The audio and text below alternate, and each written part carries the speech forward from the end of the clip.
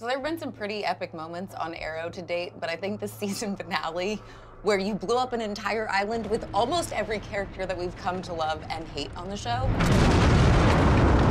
What the heck? How did you guys come to that moment where you're like, yep, this is what we're gonna do. We're not gonna give them any answers. Well, it really came from the writer's room, actually.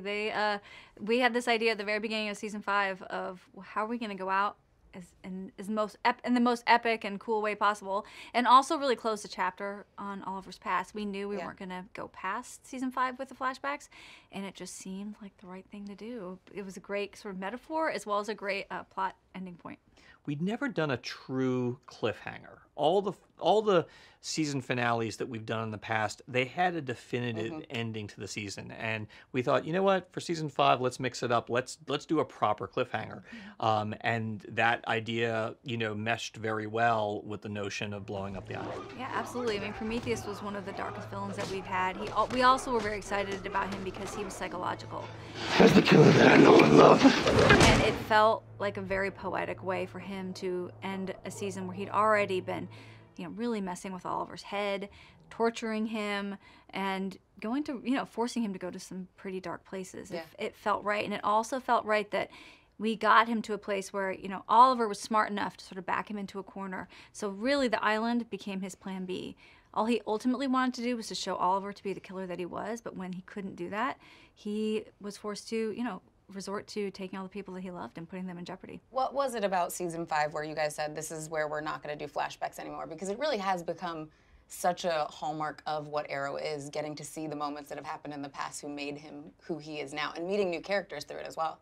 We're not eliminating flashbacks. Okay. We're eliminating what we call the serialized flashback story, which was, you know, we're telling a 5-year story of Oliver. I think all of us, you know, including Greg Berlanti, we were all very much in agreement that, no, this was always designed to be a 5-year story with the flashbacks. Let's honor that.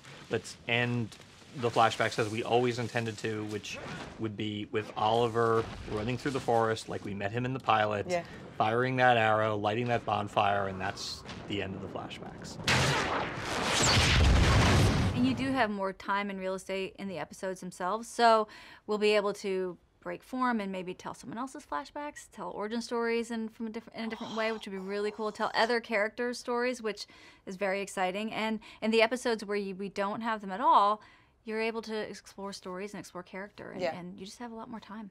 So obviously we lost a pretty big villain from last season. Team Arrow has got to have another great epic villain to go up against. Who are we going to see in the next season?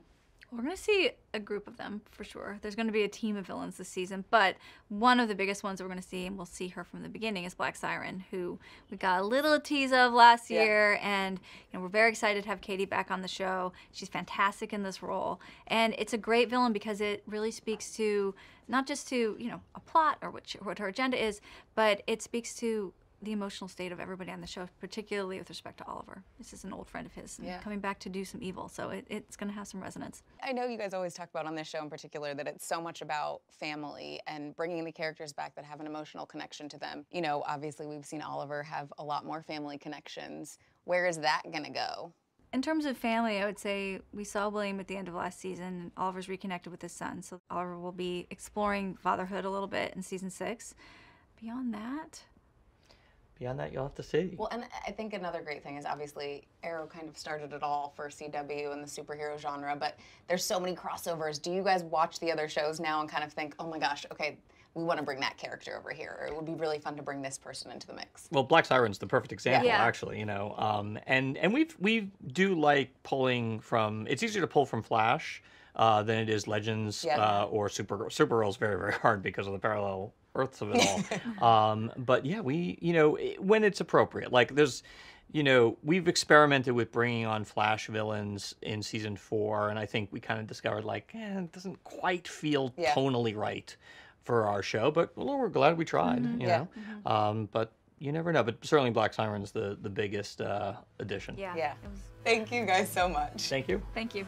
Arrow premieres on its new night, Thursday, October 12th. Thanks for watching, guys. Subscribe to the CW to see more from Arrow.